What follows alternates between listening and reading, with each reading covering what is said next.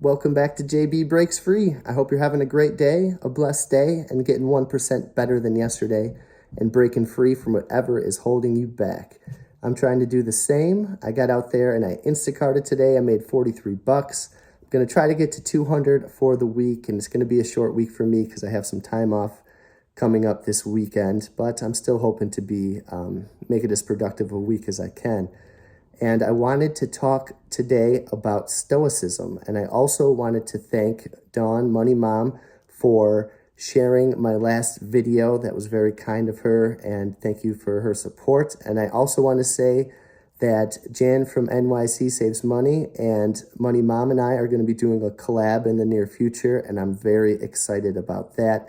And Money Mom also has given me the idea. She requested a video on what is Stoicism, and that's something that I talk a lot about on this channel, and I'm going to try to go into small detail on it now. It can be a long topic, but I wrote down a bunch of notes that I think can give it a good broad overview, and this philosophy has helped me break free tremendously.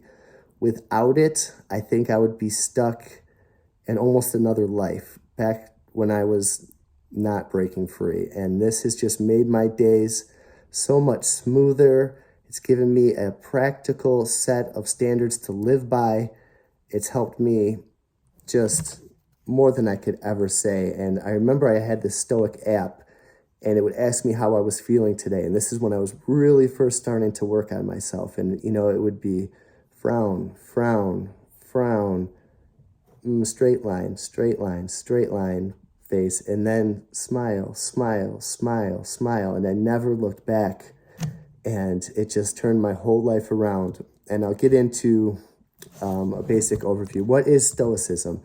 It's a philosophy for daily living. It's not an academic study. Like, they don't teach you this in school. This really, they focus on more existential things. This is really going to be for daily living, because life is tough and we need a set of standards to face the challenges of daily life. It's going to help you become more resilient, happier, virtuous, less anxious, less stress, and yes, free.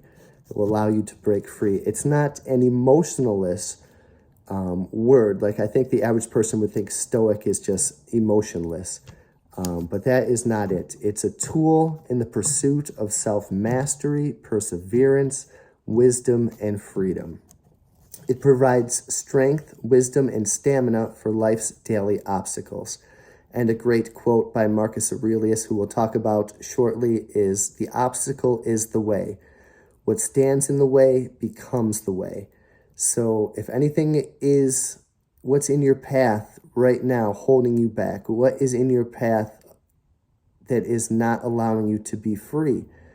And that is the way. We go through that.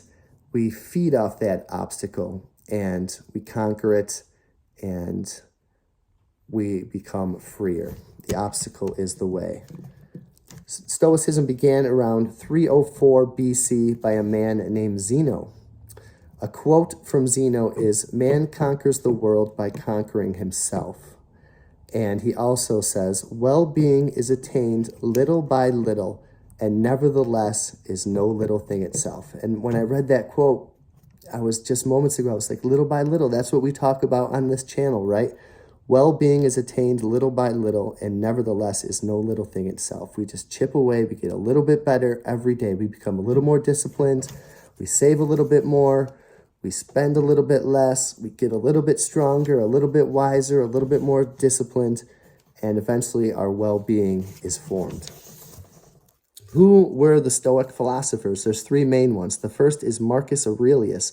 He was an emperor of Rome, and they call him one of the last. He is the last of the 5 good emperors, and there are some pretty evil ones, right? Like Nero and Caligula, perhaps. He ruled with guidance and virtue. He has a book called Meditations, which I was going to have here next to me right now, but I didn't bring it. But the book is just absolutely tremendous. I would recommend it to anyone. I would gift it to anyone. Meditations by Marcus Aurelius, well worth your money. used or new. It's his private thoughts, the private thoughts of the most powerful man in the world at the time, trying to be more virtuous, wise, just, and to not give in to temptation. This is a man who could have had anything. Like, think about Nero and Caligula and how depraved they were and how cruel they were. And they could have anything they want when they wanted it. And this man was trying to become more just, more virtuous, more wise, and not give in to temptation. And he wrote it for himself. It was written not to be read, which makes it even more just tremendous.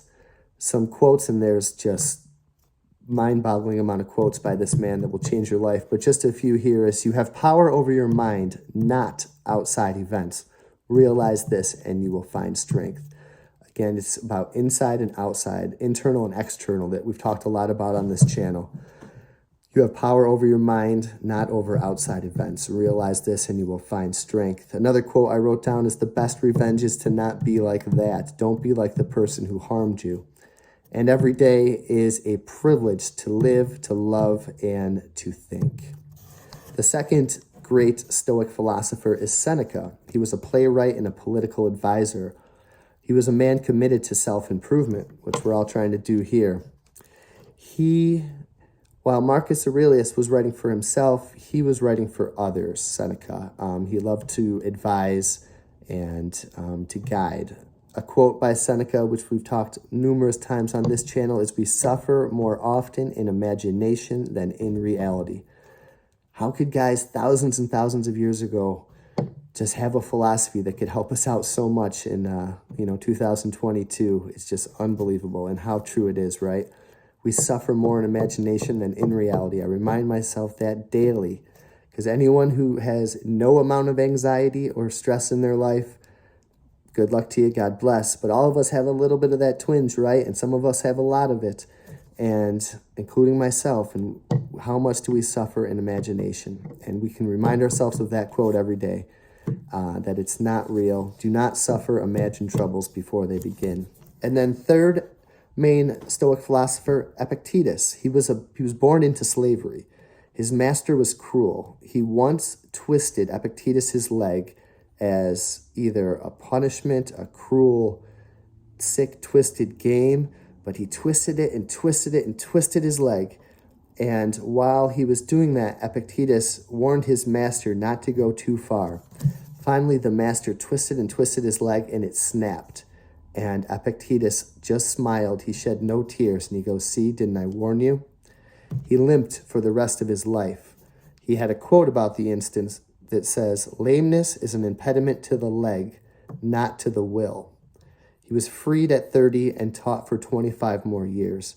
And, lameness, I guess, is with the leg, but what other injuries do we have? And I thought recently about Money Mom's recent neck injury and car crash, and how what strength that she has to push through that, to still stay on the right path, to be positive, to be as strong as she can, to still provide content for all of us, and to still help out all of us.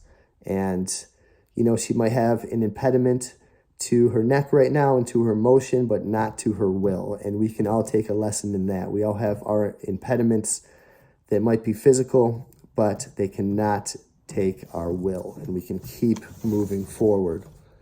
There's four main virtues of Stoicism: courage, temperance, justice, and wisdom. Courage, to be being brave. Temperance, moderation and sobriety. Justice, to do what's right. And wisdom, truth and understanding. The best books on Stoicism: Meditations, like I mentioned before, by Marcus Aurelius. He wrote it for himself. He practices spiritual exercises in the book that reminds himself to be humble, patient, empathetic, generous, and strong. It's a book that will help you live. You'll take something out of that book that will change your life. And how many books can you say that about? The next is Letters from a Stoic, Seneca. This was written for others to advise and to aid them. And just tremendous quotes on life and the shortness of life and the wellness of life. And then Discourses by Epictetus. It was all his classroom teachings that I mentioned for 25 years. They were not written by himself. These were all transcribed by one of his students. So we were so lucky that history transcribed at least that. And then there's some Stoic exercises to think about. I didn't go into great detail with these. You could do a whole episode on all of these, and I think I want to. The first I went into a little bit more detail with is the dichotomy of control.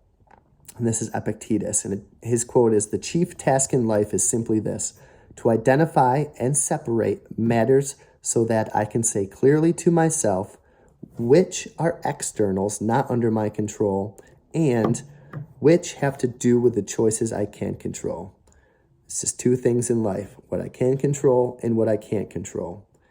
And where do I look for good and evil? Not to uncontrollable external events, but to choices that are my own. Focus on that. Focus on your choices, not what you cannot control. And life is going to go a lot smoother for you. Journaling. And it's not just journaling about what I did today. It's how I want to act for the day, what I want to do. And in the evening journaling is how did I do? Where did I go right? Where did I go wrong? Number 4 is to train perceptions. Choose not to be harmed and you won't be, is a Stoic quote. I use that at work. If I feel slighted by anyone like in work or a customer or my boss, or if anyone in life kind of hits your ego a little bit, choose not to be harmed and you won't be. Number 5, it's all just living in the end. It's all emphero. Like Alexander the Great passed away, and so did the person who, cleaned his horse stables. Like, we're all just doing this together. It's all just life.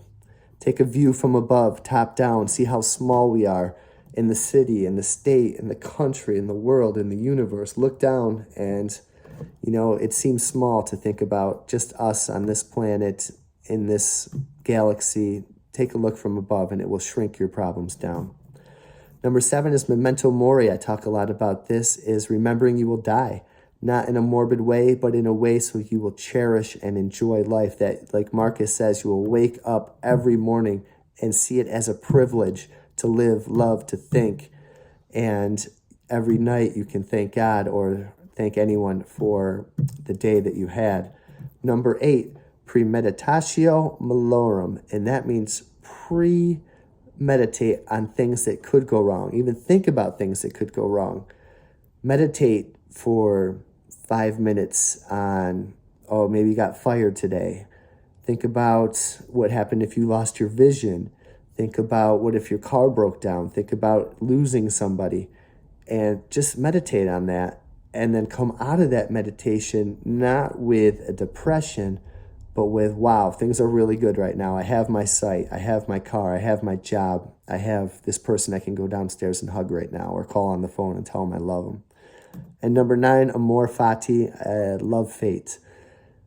Love the fate that you're dealt, no matter what it is. And if you love fate, your life is going to go a lot smoother. And I guess that's a pretty deep quote right there, but love the hand that life has dealt you. Love where you're at right now, and you'll be happier, I guess. So I hope that kind of a basic overview of Stoicism helps you guys, makes you more curious to apply these lessons to your life and to research these things. And there's so much more, so many more great quotes. I hope this video finds you well. Love you guys, and I'll talk to you on the next video.